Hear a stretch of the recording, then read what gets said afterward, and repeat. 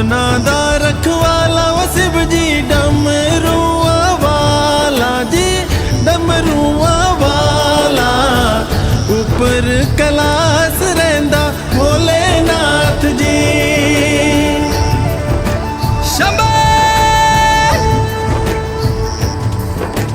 धर्मिया जो तारदा शिव जी, पापियां जो मारदा जी, पापियां जो मारदा। बड़ा ही दयाल मेरा भोले अमली। ओम नमः शिवाय शंभो, ओम नमः शिवाय, ओम नमः शिवाय शंभो, ओम नमः शिवाय। महादेवा तेरा डमरू डम डम डम डम बजतो जाए रे हो। नमः शिवाय शंभो महादेवा, शिवाय शंभो, ओम नमः शिवाय। सर से तेरे बहती गंगा, काम मेरा हो जाता चंगा। नाम तेरा जब लेता ता ता महादेवा,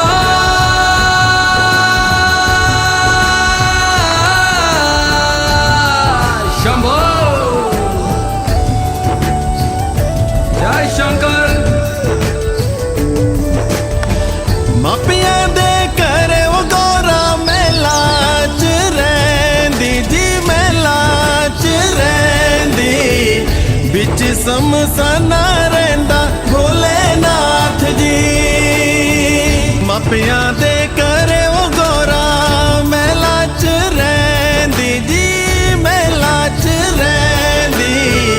बिच समसाना रहिंदा भोलेनाथ जी। काले या कुंडला वाला मेरा बड़े बाबा, किन्नर कैलासा तेरा डेरा हो जी। सर पे तेरे वो गंगा मैया विराजे, मुकुट पे चंदा मामा हो जी। ओम नमः शिवाय, ओम नमः शिवाय शंभो, ओम नमः शिवाय। पंग जे पींदा वो शिव जी, तूने रमांदा जी, तूने रमांदा। बड़ा ही तपारी मेरा भोले अमली। पंग जे पींदा वो शिव जी, तूने रमांदा जी, तूने रमांदा। बड़ा तपारी ओ मेरा भोले अमली। वो मेरा भोला है भंडारी, करता नंदी की सवारी। भोलेनाथ रे ओ शंकर नाथ रे।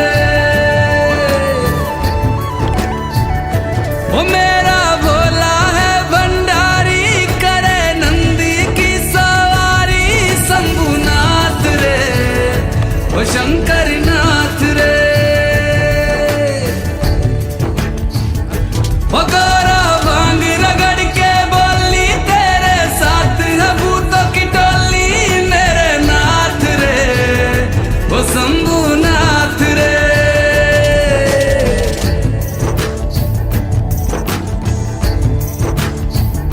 ओ भोले बाबा जी दर तेरे मैं आया जी। झोली खाली लाया जी, खाली झोली भर लो जी।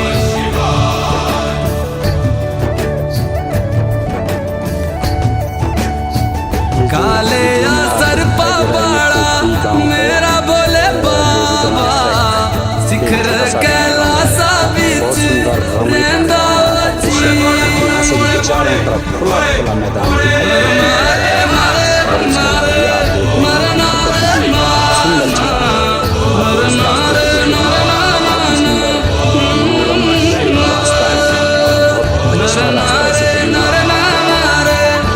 कुछ जाना है। रुद्रनाथ भगवान जी के दर्शन करना चाहता हूँ। जो रुद्रनाथ अपने आप में एक बड़ा धार्मिक महत्व का स्थान है पूरे भारतवर्ष में। शिव की लिंग की पूजा होती है, जबकि रुद्रनाथ एकमात्र ऐसी जगह है जहाँ स्वयं भगवान की मुखारविंद की पूजा हो। मैं सगर के रास्ते भी गया हूँ, सगर, पनार और उसके बाद जो है रुद्रनाथ। मैं कल्पेश्वर उर्गम होते हुए भी रुद्रनाथ गया हूँ।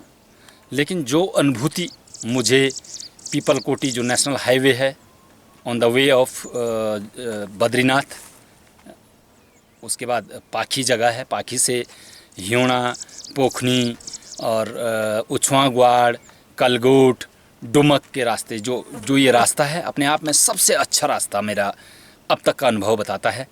और पर्यटक और पर्यटन की दृष्टि से ये रास्ता अपने आप में बहुत सुंदर है। इस रास्ते पर आपको सुंदर बुग्याल देखने को मिलेंगे, बहुत अच्छा रास्ता है। और ट्रैकर्स के लिए तो ये स्वर्ग का रास्ता है, स्वर्ग जैसे स्वर्ग जाने का रास्ता होता है, ट्रैकर वैसे इस रास्ते को मानते हैं। और मेरे पीछे अभी कुछ फॉरेनर्स और 2-4 बंगालीज़ भी आ रहे हैं, वो खुद, उनसे भी मेरी बातचीत हुई पोखरी गांव में, वो लोग अब मेरे पीछे आ रहे होंगे। तो वो कह रहे थे कि अभी तक का जो अनुभव रहा सबसे बेस्ट रास्ता रहा। और उन्होंने मुझसे जो बात शेयर की, उन्होंने कहा हमें पहले सगर के रास्ते हमें जानकारी थी और कल्पेश्वर के रास्ते जानकारी थी, लेकिन आते हुए किसी लोकल जीप में वो आए तो किसी ने उनको ये वाला रास्ता बताया और इस रास्ते पे उनको बहुत अच्छा लगा। वो मुझे बता रहे थे, मेरे से लगभग पीछे 1-1.5 किलोमीटर पीछे हैं वो, और उन्हें बहुत अच्छा ये मार्ग लगा।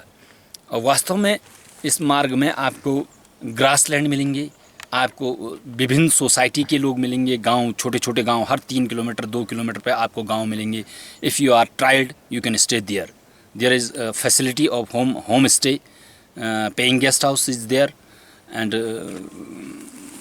सो the grassland is here very beautiful. You can see beautiful panorama of higher Himalaya, snow covered peaks and dense forest, fauna, flora, आप सब यहाँ पर आप इस रास्ते पर आपको देखने को मिलता है। जबकि मेरा अपना खुद का अनुभव है कि जब मैं सगर से चला तो पनारधार तक केवल डेंस फॉरेस्ट, घना जंगल मिला और कुछ नहीं मिला। जबकि इस रास्ते से मुझे खड़ी चढ़ाई भी मिल रही है, सीधा रास्ता भी मिल रहा है, छोटे छोटे गांव मिल रहे हैं, गांव के लोगों से मुलाकात हुई, बातचीत हुई, उनसे उनकी संस्कृति, उनकी सोसाइटी को जानने के बारे में पता चला। यहीं पे पोखरी धार जो एक जगह है, बहुत सुंदर, बीच में पोखर है। उनसे पूछा मैंने कि पोखरी का क्या तात्पर्य है, तो उन्होंने कहा पोखर, एक बहुत बड़ा पोखर वहाँ पर है और उस पोखर का कुछ धार्मिक महत्म्य बता रहे थे। धार्मिक महत्म्य है, उसका महत्म्य उन्होंने नंदी कुंड जो इसी रास्ते पर आगे पड़ता है, नंदी कुंड के बराबर बताया। और उसके चारों तरफ देवदार के वृक्ष लगे हुए हैं और चारों तरफ जो है छोटे छोटे मकान जो लोगों के लिए पेइंग गेस्ट के रूप में स्वागत कर रहे हैं गांव वाले। और बहुत अच्छा जो मुझे कल होस्ट किया उन लोगों ने, बहुत सुंदर एक घर पे मैं स्टे किया, मेरी फैमिली साथ में आई हुई है। तो उन्होंने जिस तरह से घर में चूल्हे से बनी हुई रोटी, राजमा की दाल, पुदीने की चटनी और खुमानी की चटनी, अभी सुबह हरी सब्जी, दही जो खिलाया, वो अपने आप में एक सुंदर अनुभव था। Thank you sir. हीरा, ये जंगली चंदन का वृक्ष है जिसको यहाँ गढ़वाल में कुकू का वृक्ष भी कहा जाता है। इसके पत्ते आपको दिखाना चाहूँगा, ये इसके पत्ते हैं और इसके छाल पे चंदन की तरह खुशबू और चंदन की तरह ही यह लेप करने पर शीतलता देता है। जैसे कि मैं आपको दिखाना चाहूँगा, ये देखिए, ये बिल्कुल चंदन, रोली चंदन जिस तरह की है। यह इसका व्यापारिक नाम झूला घास है। ये पूरे रास्ते पर जंगलों में हमें मिलता रहा, देखते रहे हम इसको, ये क्या है, तो किसी लोगों से पूछ करके पता चला कि इसको झूला घास कहते हैं। और ये एल्गी का, मैं तो ये जानता हूँ कि ये एल्गी की एक प्रजाति है, शैवाल की एक प्रजाति है। इसका जब पता चला तो इससे जो है रेजिन, रंग, कलर, पेंट वगैरह बनता है, मेहंदी में इसको उपयोग किया जाता है। और साथ ही साथ मैं आपको एक और चीज़ भी दिखाना चाहता हूँ जो आपने कई बार बीको वज्रदंती सुना होगा। तो ये वज्रदंती का प्लांट है, ये आपकी दांतों को मजबूत बनाता है, बिको वज्रदंती। ये इसके पत्ते कुछ इस तरीके से हैं और इसको चबाएंगे आपको तो हल्का सा मेंथोल का जैसा टेस्ट आएगा, मेंथोलिक टेस्ट आएगा और फ्रेशनेस इसको चबाने के बाद आती है मुंह में। और उच्च हिमालय में ज़्यादातर लोग इसी को चबा करके अपना पेस्ट या अपने मुंह को फ्रेश करते हैं।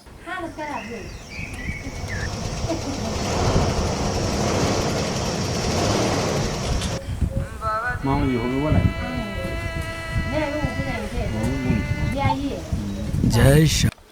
ये जो उच्च हिमालय क्षेत्र होता है, डुमक, कलगोट, पल्ला, किमाना, उर्गम वैली, इनका मुख्य फसल चौलाई, ये देख रहे होंगे आप खेती, राजमा, आलू और सेब इनकी मुख्य फसल है। ये आलू की खेती है, इधर देख रहे हैं दिखाई दे रही है, ये आलू की खेती है।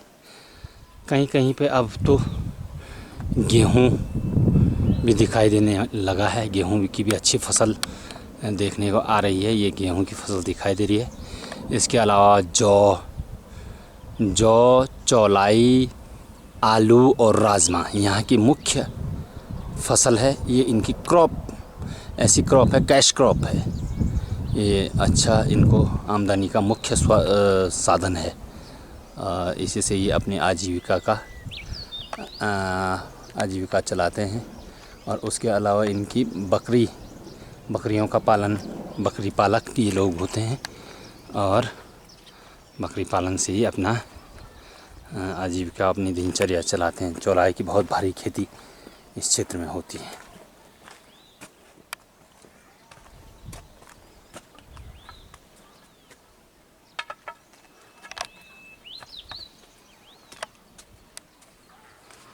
विद्यालय रास्ते में ही है। ये जंगल जैव विविधता यानी बायोडाइवर्सिटी के लिए बहुत अच्छा अनुपम उदाहरण है। इस पे देखिए, ये शैवाल है जिसका मेहंदी और विभिन्न प्रकार के रंग बनाने में और प्राकृतिक रूप से हरा रंग बनाने के लिए इसका उपयोग किया जाता है। मूल रूप से इसका पेंट या कोई अन्य रंग बनाया जाता है। इसके अलावा ये देखिए जंगल, बहुत विभिन्न प्रकार के पेड़, यहाँ तक कि ये रिंगाल के पेड़ भी यहाँ दिखाई दे रहे हैं। रिंगाल के पौधे, साथ ही साथ बांज, बुरांस और भोजपत्र के जंगल, भोजपत्र के पेड़ भी यहाँ पर हैं। बहुत अच्छा जैव विविधता की दृष्टि से यदि हम देखें तो बहुत सुंदर और अनुपम जंगल है जी। यहाँ पर बकरी चुगाने वाले चरावाह हैं और इनका अपने लिए भोजन बन रहा है। भोजन की तैयारी दिन की, और साथ ही साथ ये इनके ईमानदार जो सिपाही कुत्ते होते हैं उनके लिए भोजन बनना। इसको कुकरेड़ू लोकल भाषा में कहा जाता है और बहुत सुंदर ये कुत्ते के लिए भी अलग से बन रहा है। और ख़ास बात इन कुत्तों की यह होती है कि इनको 24 घंटे में एक बार ही भोजन मिलता है और ये पूरी ईमानदारी के साथ अपने बकरियों की हिफाजत करते हैं जंगली जानवरों से, शेरों से, भालुओं से। और कुत्ते अभी दिखाई नहीं दे रहे हैं। ये इनका डेरा यहाँ पर जमेगा, संभवतः आज ही आए हैं, इसलिए जो है इन्होंने अभी अपना टेंट स्थापित नहीं किया है। और ये चारों तरफ बकरियाँ ही बकरियाँ, करीब 2-2.5 हज़ार 3 हज़ार के आसपास दो आदमियों के पास रहती हैं। और ये एक ही आदमी की कभी कभी होती हैं। आज के युग में 2000 बकरियां बहुत कम लोगों की होगी, लेकिन करते क्या हैं 4-5 जनों की ये बकरियां लेकर के बारी बारी से ये लोग चुगाने के लिए आते हैं, बारी लगाते हैं या फिर चुगाने वाले को पैसे देते हैं। एक बकरी के हिसाब से मंथली पैसे उन बकरी चालक को देते हैं। ये छोटा सा ही बुग्याल है कलगोट और डुमक के बीच में। बहुत सुंदर छोटा बुग्याल। और अब ये धीरे धीरे बकरी वाले हायर हिमालय उच्च हिमालय में उच्च बुग्याल में जाएंगे यहाँ से। और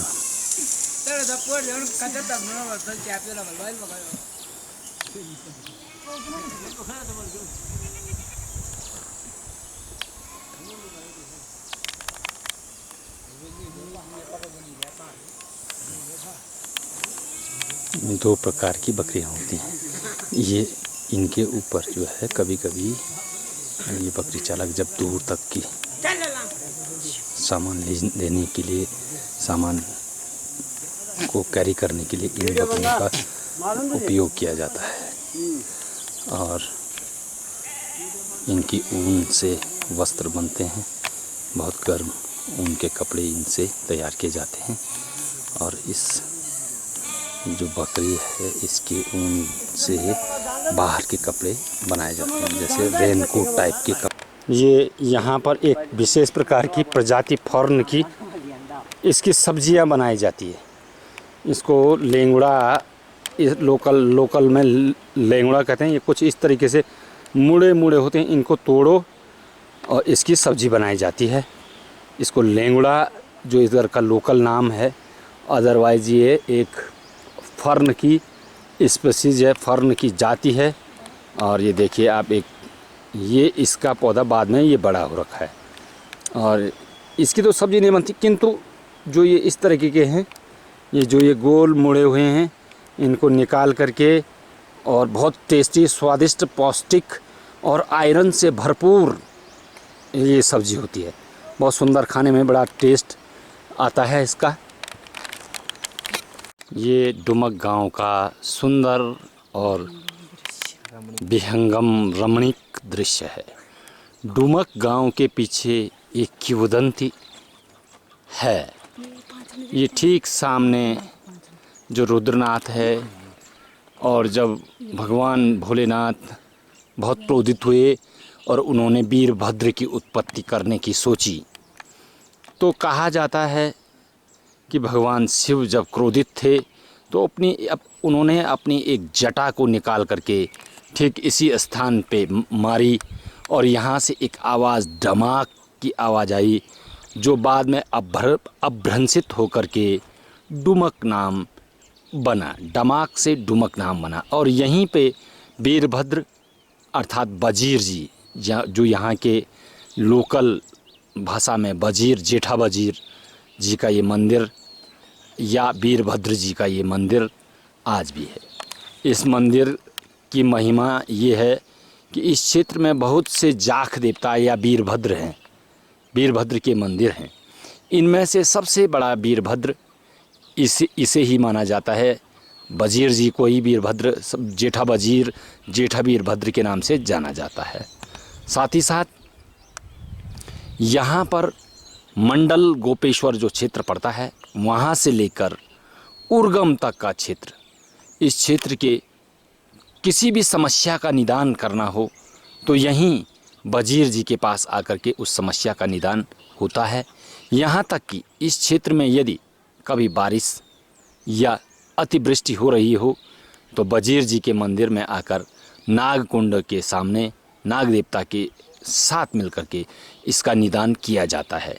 आज भी यदि इस क्षेत्र में बारिश नहीं आ रही हो, बारिश का देवता मुख्य रूप से वजीर को माना जाता है, तो नागकुंड में वजीर देवता के जो पशुआ हैं, अवतारी पुरुष हैं, वो अवतरित होते हैं और उसके पश्चात वो बताते हैं कि बारिश कब होगी, कैसे होगी। और आज भी अक्षरशः उनका जो वाच होता है या जो वो बोलते हैं अवतरित होते हुए, वो सत्य होता हुआ प्रतीत हुआ है, सत्य हुआ है। और यही वजीर, ये जो गंगा है रुद्रनाथ से इसका उद्गम माना जाता है और डुमक और कोली के रास्ते के बीच में, ठीक बीच में लगभग ये पड़ता है। और इस गंगा का नाम रुद्र गंगा के नाम से भी इसे जानते हैं और दूध गंगा के नाम से भी इसे जाना जाता है। रुद्र गंगा इसलिए इसे कहा जाता है क्योंकि ये रुद्रनाथ भगवान के मुहाने से निकलती है। और दूध गंगा इसे इसलिए कहा जाता है क्योंकि ये दूध के समान श्वेत रंगधारी दिखाई प्रतीत होती है और ये जाकर के ऐसे छोटे छोटे झरने आपको पूरे रास्ते भर में दिखाई देंगे। आप चाहो तो एक प्राकृतिक स्विमिंग पूल यहाँ पे बना है, आप यहाँ स्विमिंग का मज़ा ले सकते हैं। और जो ये झरना आ रहा है, ऐसा महसूस हो रहा है जैसे अमरनाथ की गुफा में साक्षात शिवलिंग प्रतीत हो रहा है। सर्दियों के मौसम में जब ये झरना जम जाता है तो उसका दृश्य ऐसे दिखता है जैसे साक्षात अमरनाथ शंकर भगवान।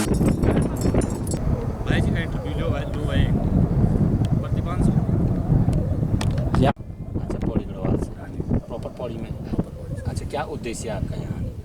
मेरा बस यही रहता है, अपने आप को क्या कहते हैं, जो थोड़ा मेंटल रिलीफ मिलता है ना यहाँ आके, वो बहुत बड़ी चीज़ है। अच्छा, तो मैं इसीलिए ट्रैवल करता हूँ, ताकि मैं मेंटली फिट रहूँ। फिजिकली तो है ही है, मेंटली ज़्यादा ज़रूरी है अगर आपको आगे और कुछ बड़ा अचीव करना है उसके लिए। अच्छा, एक प्रश्न और कौन था मेरे दिमाग में। अभी आप सगर के रास्ते आए हैं?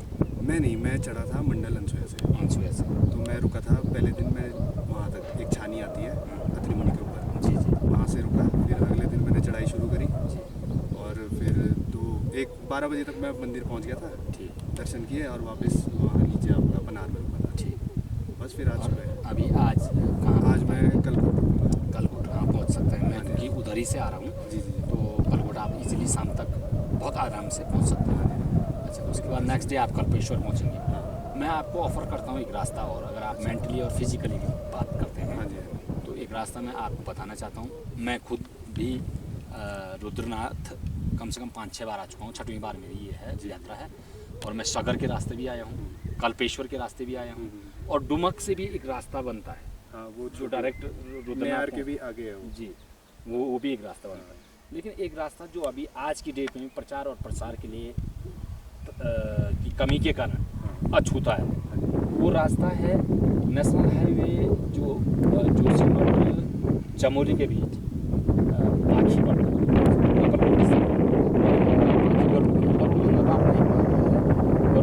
भगवान विष्णु का द्वार माना, वहाँ पे गरुड़ जी की शिला है, गरुड़ मंदिर है, गरुड़ गंगा है।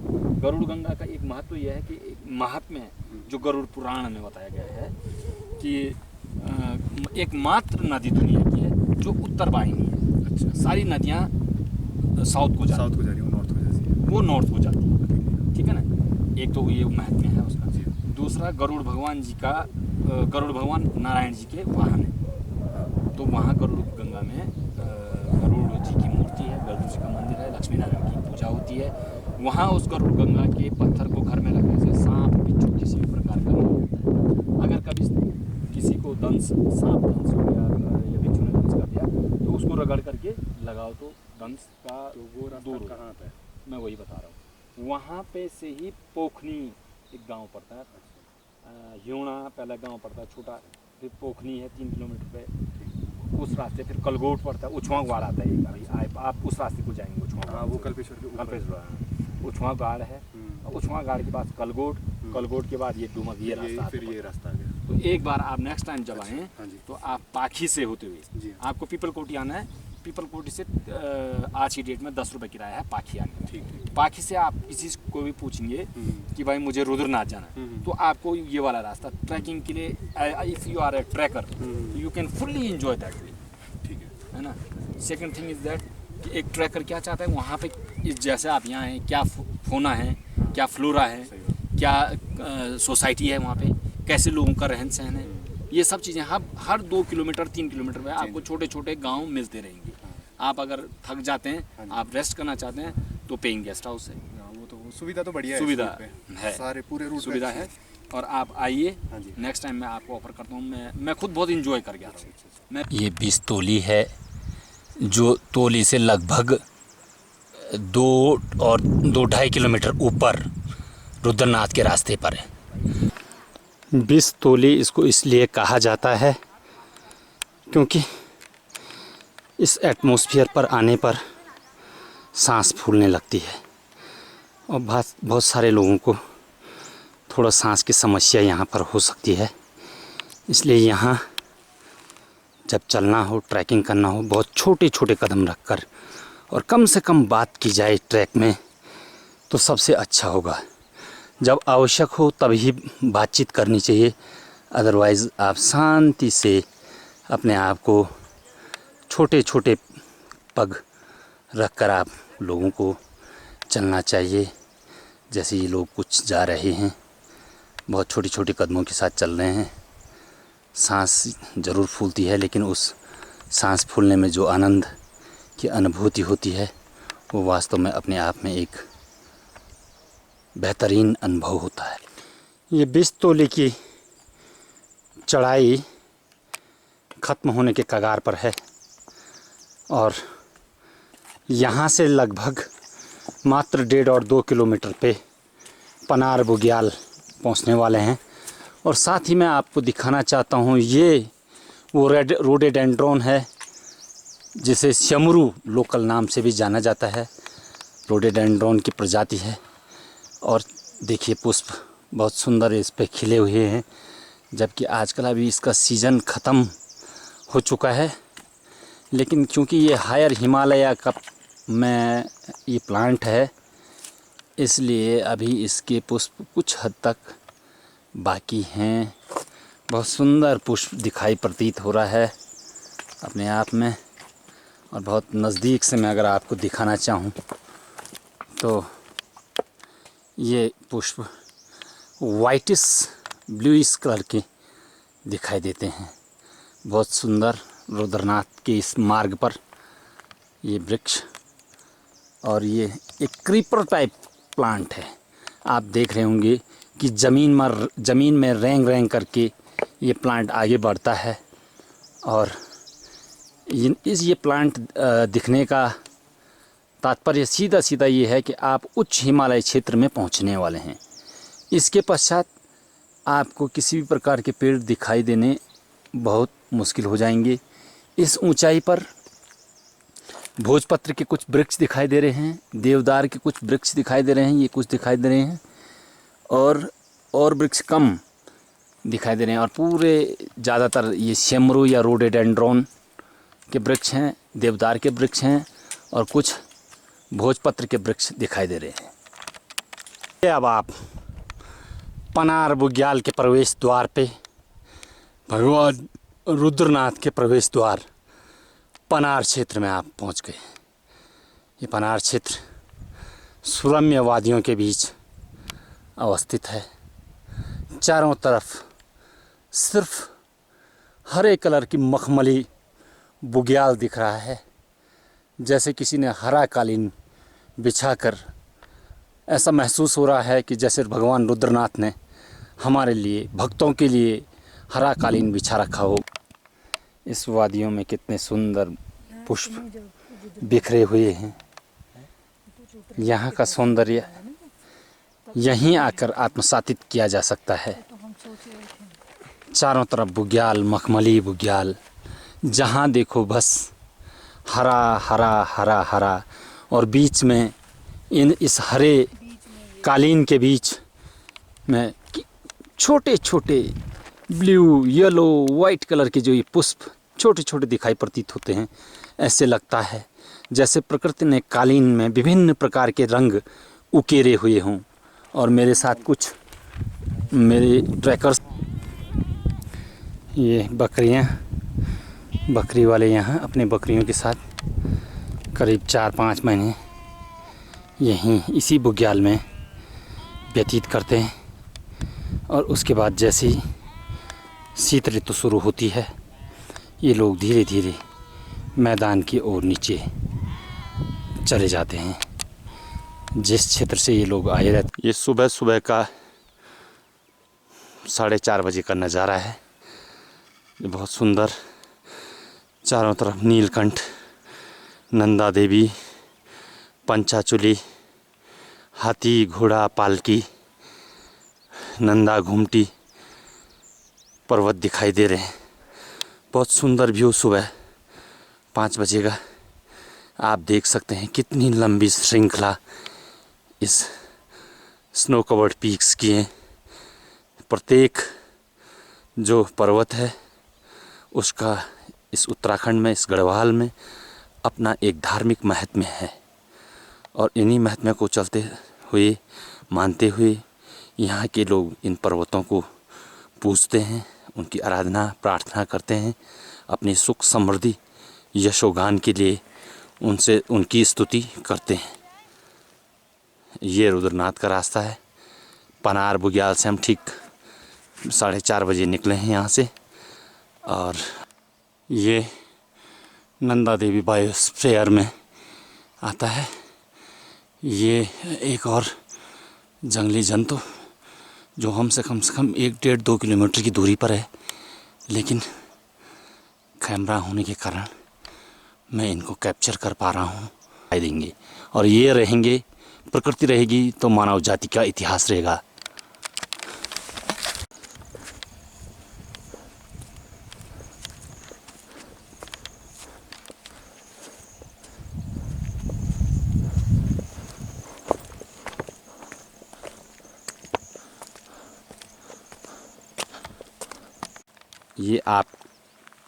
ये आपको मोनाल दिखाना चाहता हूँ, जो यहाँ का राज्य पक्षी है। देखिए कितना सुंदर आप देख रहे हैं। मैं इन सारे नज़ारों को देखने के लिए भगवान रुद्रनाथ का धन्यवाद करना चाहता हूँ। ओ देखो कितना सुंदर।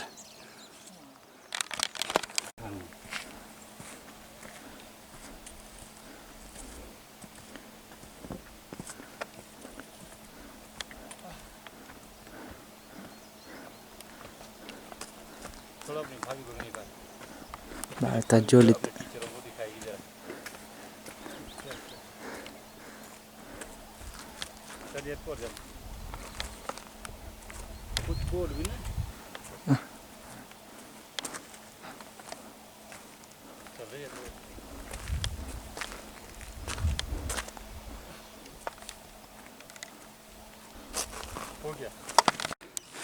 ये रुद्रनाथ के रास्ते पर लगभग 2.5-3 किलोमीटर आगे रुद्रनाथ की तरफ को पनार से इस जगह का नाम है पितृधार। यहाँ पर जो भी यात्री आते हैं अपने पितरों का ध्यान स्मरण करते हैं और मैं भी अपने कुल पितृ सभी पितरों की मोक्ष की कामना करता हूँ। जय पितृदेवताय नमः, जय पितृदेवताय नमः। ये छोटी सी एक मंदिर नुमा स्थान। जय हो पितृदेवताय नमः, जय हो पितृदेवताय नमः, जय हो पितृदेवताय नमः। ये सुंदर नज़ारा।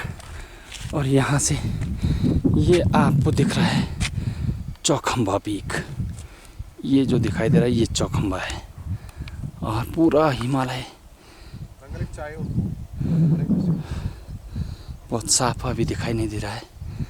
इस जगह का नाम है पितृधार और यहाँ पे एक छोटा सा ढाबा है जहाँ पर आप रिफ्रेशमेंट के लिए चाय पानी पी सकते हैं। खाने की भी यहाँ पर व्यवस्था है और सभी लोग यहाँ पर आकर के अपने आप को थोड़ा तरोताज़ा करते हैं और हम भी ऐसा ही करने का प्रयास करेंगे। ये पितृधार नामक स्थान और यहाँ से मैं आपको दिखाना चाहूँगा ये गोपेश्वर का दिलकश नज़ारा। गोपेश्वर क्षेत्र का ये नज़ारा बहुत ही सुंदर रमणीक चारों तरफ से। आज ज़रा धुंध छाई हुई है इसलिए स्पष्ट दिखाई नहीं दे पा रहा है। यह स्थान देवदर्शन क्षेत्र है।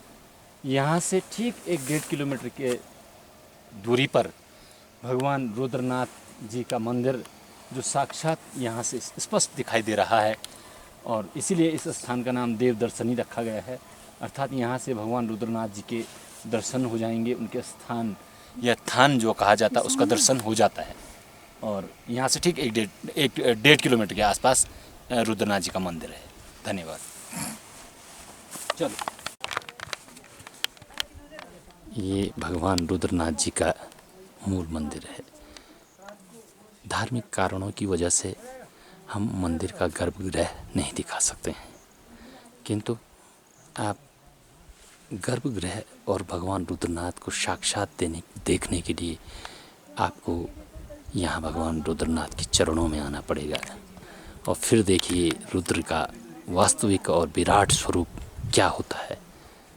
और साथ में ये वन देवी देवताओं का मंदिर, यहाँ पे डुमक बजीर देवता का भी मंदिर है। बजीर की भी पूजा यहाँ भगवान रुद्रनाथ जी के साथ साथ में लगती है।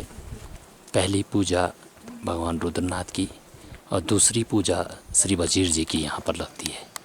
साथ ही साथ ये 5 पांडवों को समर्पित पांडवों के ये मंदिर, छोटे छोटे मंदिर समूह 5 पांडव और एक द्रौपदी के लिए ये समर्पित मंदिर माना जाता है। और ये इसके अलावा यहाँ की महिमा का बखान जब हम यहाँ आएंगे तभी हम महसूस कर सकते हैं, अदरवाइज़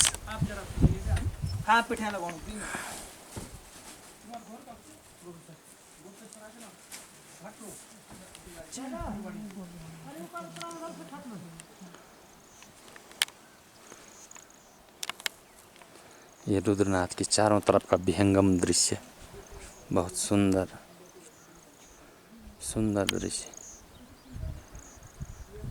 देवताओं का ये मंदिर समर्पित है वन देवी देवताओं के लिए। जय हो जय हो जय हो।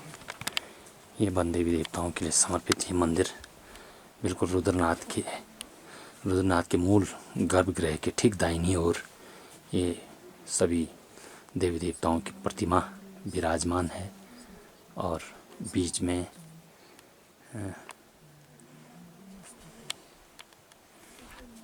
और ये लिंग स्थापित है। इसके अलावा ये 5 पांडवों और द्रौपदी के लिए समर्पित ये छोटे छोटे मंदिर।